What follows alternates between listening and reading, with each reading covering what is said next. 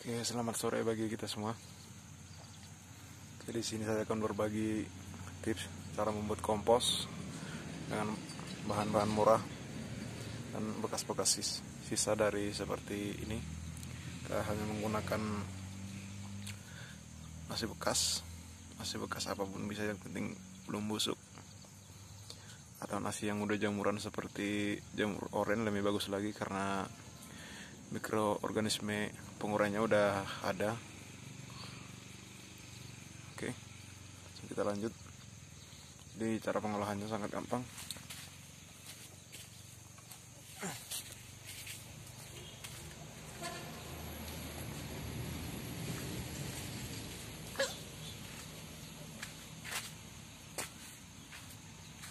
Kita lanjut lagi langsung. Ini nasinya kita masukkan ke dalam air.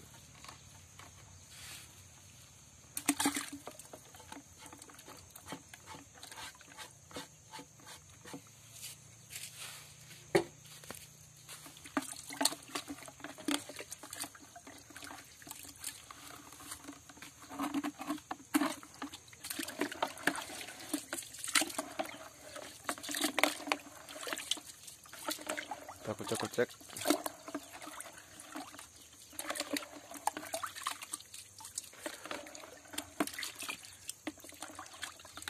Atau penambahan air leri, bekas cucian air beras bisa juga makin bagus kalau kita tambah ke sini. Jadi di sini kita murni menggunakan hanya ini tanpa menggunakan gula. Cuman itu ada tambahan satu bahan lagi. Tanpa itu pun hanya dengan menggunakan nasi bisa juga. Cuman itu kemarin itu adalah daun bambu bekas pembuatan trichoderma yang udah lama, masih tersimpan di toplesnya. Jadi pasti ada sisa-sisa spora trichoderma di daunnya, jadi kita gunakan, lumayan daripada dibuang. Oke, jadi langsung kita aja. Jadi ini kita siramkan aja.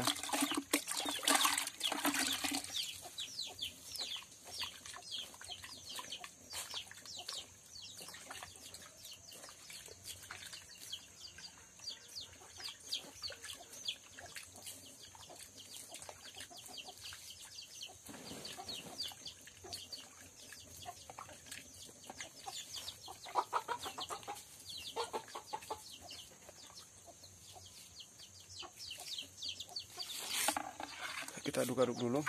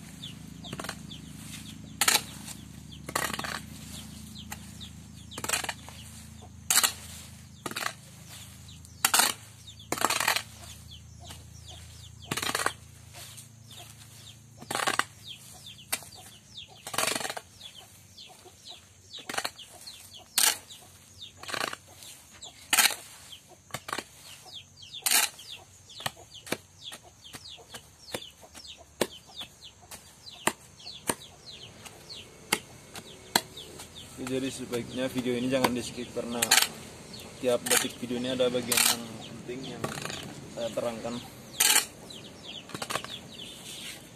Jadi ini untuk kondisi basahnya cukup 30% aja seperti biasanya.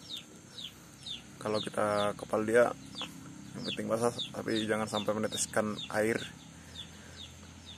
kondisi basahnya. Jadi untuk pembuatan ini sebenarnya kalau mempunyai daun bambu yang dekat, kalau bisa daun bambu yang mentah dan udah tua, lebih bagus lagi kalau kita, walaupun dia belum ada trichodermanya, karena dia kan mengandung pemancing spora trichoderma, mengandung mikroba baik juga, dan mengandung unsur hara juga seperti dominan kalium. Jadi sangat bagus sekali kalau kita campurkan dengan kompos. Lebih bagus kalau bisa daun bambunya dicincang-cincang. Jadi nanti kita bahas masalah nasinya. Sekarang kita aduk-aduk dulu karena hujan udah mau datang juga.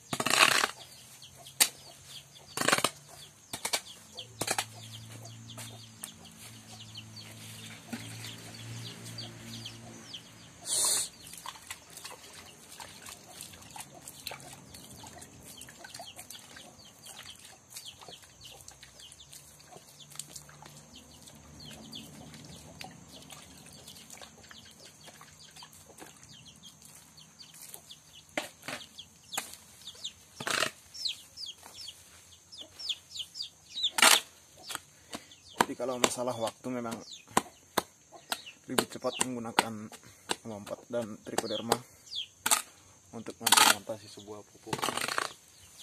Tapi di sini kita memanfaatkan barang sisa-sisa atau seperti ini, masih sisa yang ada di dapur.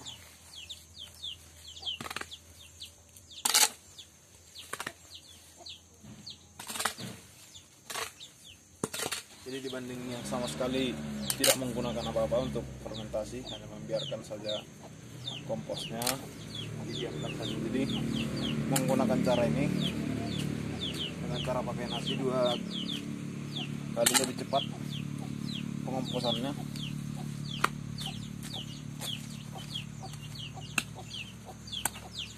Jadi untuk pencampurannya usahakan secampur mungkin, sehomogen mungkin.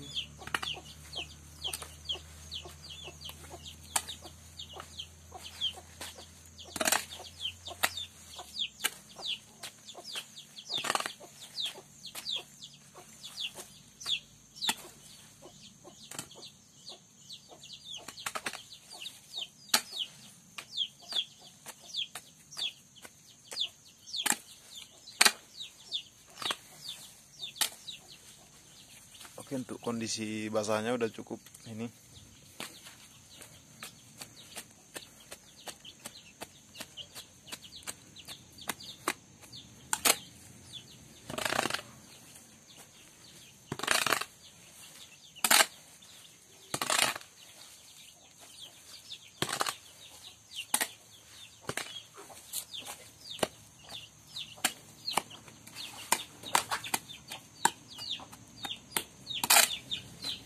Kita skip dulu.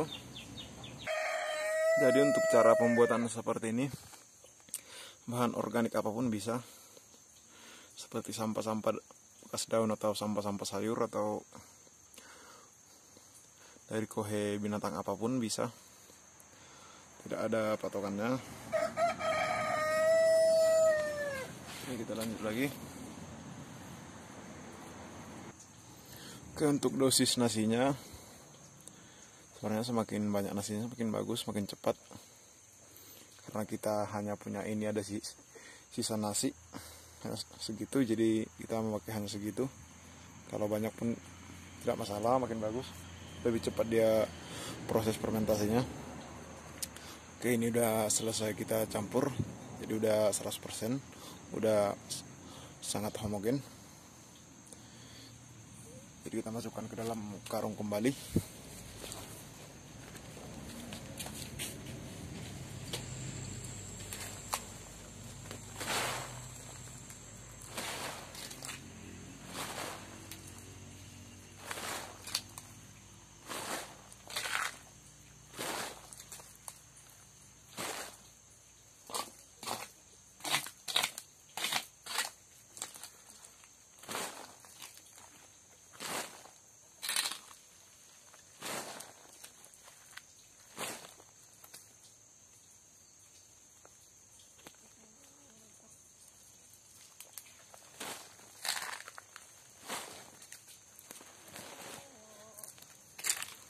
Jadi ciri-ciri sebuah kompos yang udah matang itu tidak berpatokan pada hari atau bulan sebenarnya. Cuman dia dari warnanya berubah, dari warna aslinya dia seperti warna makin gelap warnanya, dan baunya tidak sebau di awal. Baunya berkurang, sangat berkurang sekali.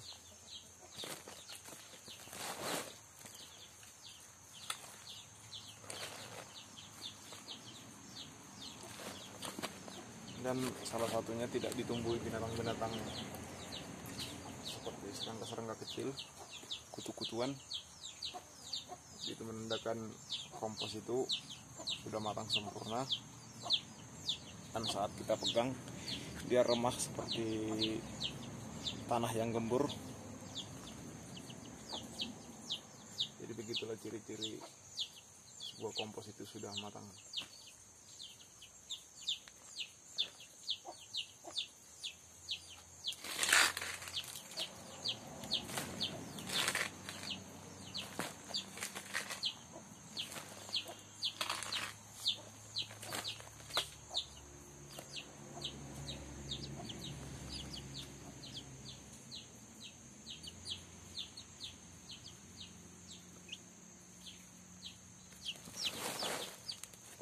Jadi nanti kalau komposnya udah matang, udah dicek matang, jadi sebelum penggunaan sebaiknya kita angin-anginkan dulu kurang lebih 1 minggu.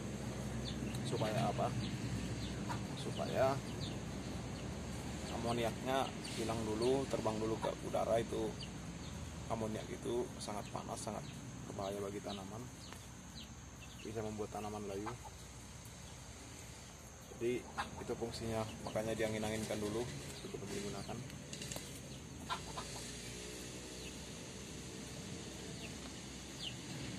Jadi proses mengangin-anginkan ini nanti komposnya, di saat udah selesai proses fermentasi, kita aduk-aduk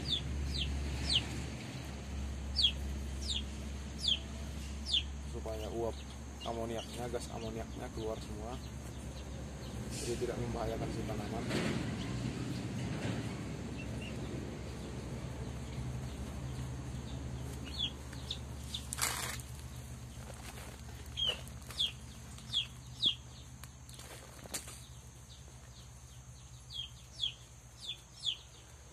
Oke, sekalian kita bahas fungsi dari nasi tersebut. Jadi fungsi nasi tadi sebagai pemancing mikroorganisme, pengurai dari alam. Jadi sebenarnya nasi itu belum mempunyai mikroba pengurai, cuman nanti saat prosesnya terjadi, dia akan tumbuh muncul sendiri. Jadi dia dipancing sama nasi tadi. Jadi makanya kompos ini bisa terfermentasi dengan baik, walaupun lebih lama daripada menggunakan M4.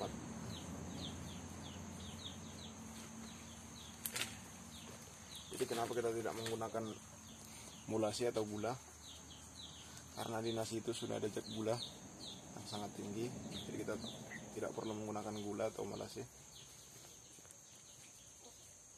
Jadi cukup juga dari nasi itu sebagai makanannya mikroba nantinya. Jadi memang sangat super murah, prosesnya sangat murah dan bermanfaat sekali bagi kita, khususnya bagi petani.